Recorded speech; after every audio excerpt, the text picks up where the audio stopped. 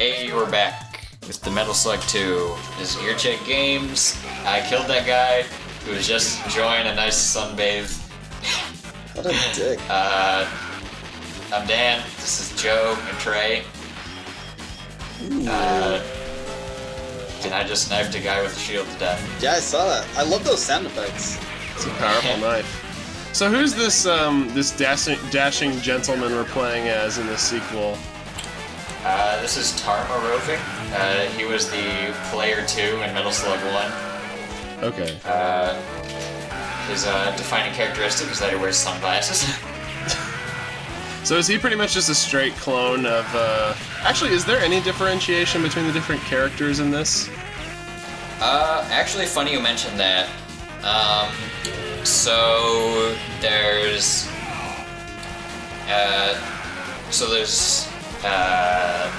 Marco and Tarma. Marco is the dude we played as in Metal Slug 1. Yeah. And so Marco and Tarma are mostly the same. I mean, they're all the same gameplay-wise. Marco and Tarma are mostly the same in terms of like animations and everything, except Tarma's got like he's got this backpack that he's wearing, and sometimes if you duck and do a melee attack, you might have seen it in the last level. He's got like a comical boxing glove that punches out of his backpack and punches enemies. Oh, nice. It's always good to have one of those up your sleeve. Yeah, like, all the characters are pretty similar, but they also kind of have their own things that make them kind of unique. Like, Tarma, I guess, is kind of like he's like kind of a gadget guy. Mm-hmm. And he's just got, like, weird, goofy stuff. So is it kind of like Smash Bros, essentially, where, like, everybody kind of has the same set of controls, but their own little tricks? Kind of, yeah. I mean, to like a much lesser everyone plays degree exactly than the same, but they have like some different animations and stuff. Okay, like, so functionally visual. they're all mostly the same. Yeah. Okay. I think in Metal Slug like 7 or something, they actually added mechanical differences between characters. Also, back there was a little part where I jumped a gap between train cars, and there's a fun little thing where it gives you more points the longer the gap is. So it rewards you for being a little risky guy. No. Oh.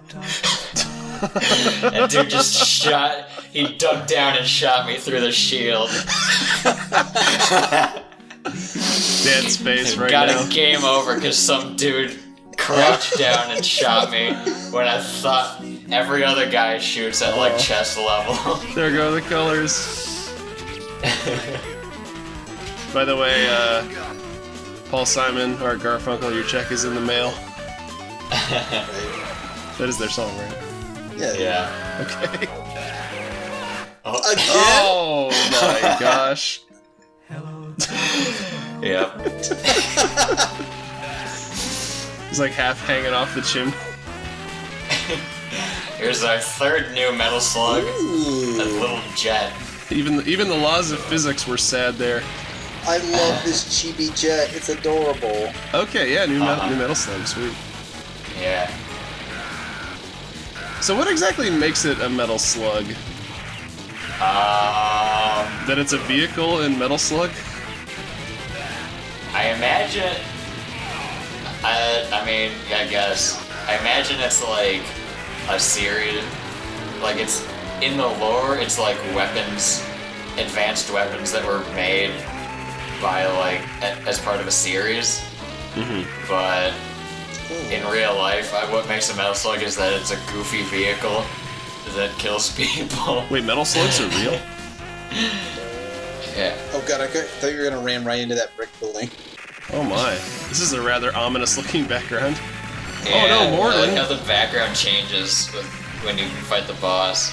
Did you get reincarnated as a giant enemy crab? Metal crab. This is his true form.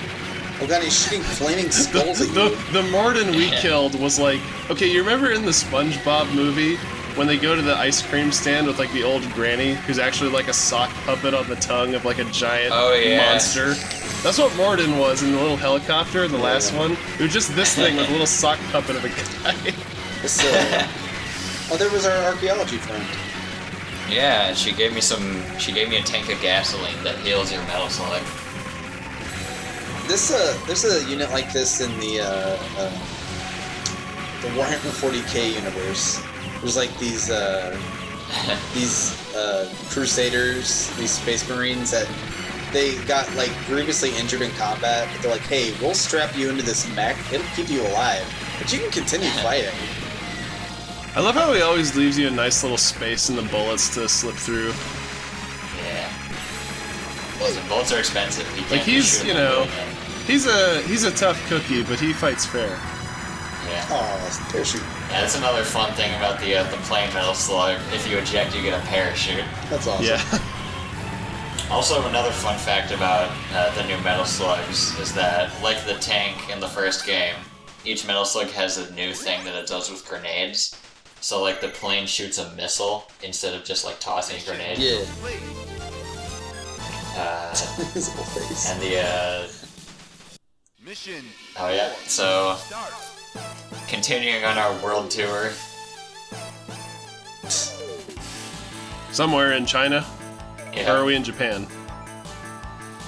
Wait, why is he giving that kid the same letter he gave him in the last place? That's a fun little interaction. I don't know, but our hero doesn't seem too interested. Yeah, if you take his briefcase, he doesn't notice, then he blames the kid. That was this game's equivalent of Luigi's like boring made-up story in Thousand Year Door. Wait, doesn't he have like silly versions of your partners in that game? Mm-hmm, pretty much. We'll get to that game one day. That'll be our first like 100+ part game. No, well, hopefully not. I'd like to think I'm a little more expedient than that, but then again, you've seen our holy what the.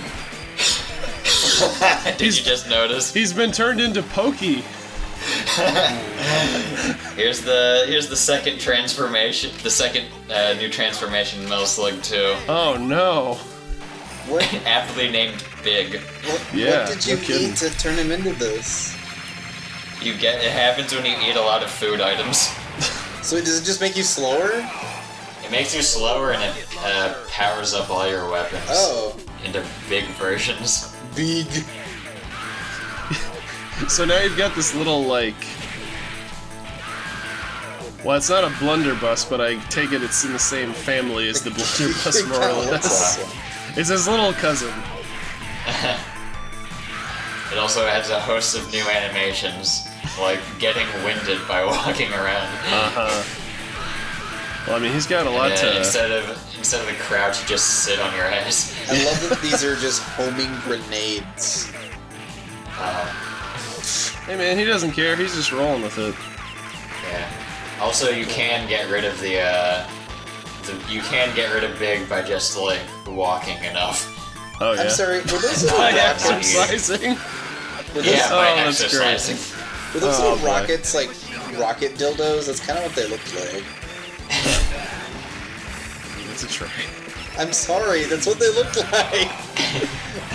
It's very late. I'm tired. I'm delirious. Listen, if I can't say the D word at least once a day, it's a bad day.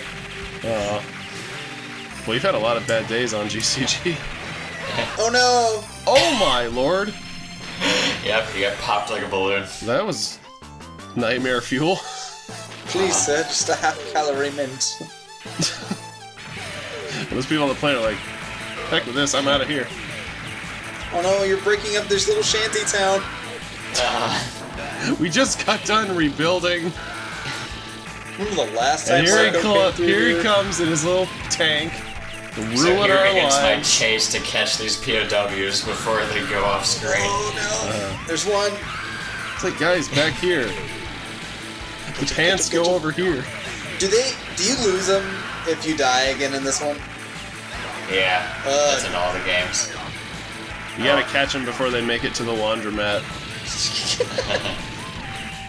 Yeah, you can't let them bleach their pants. But not if you destroy the laundromat first.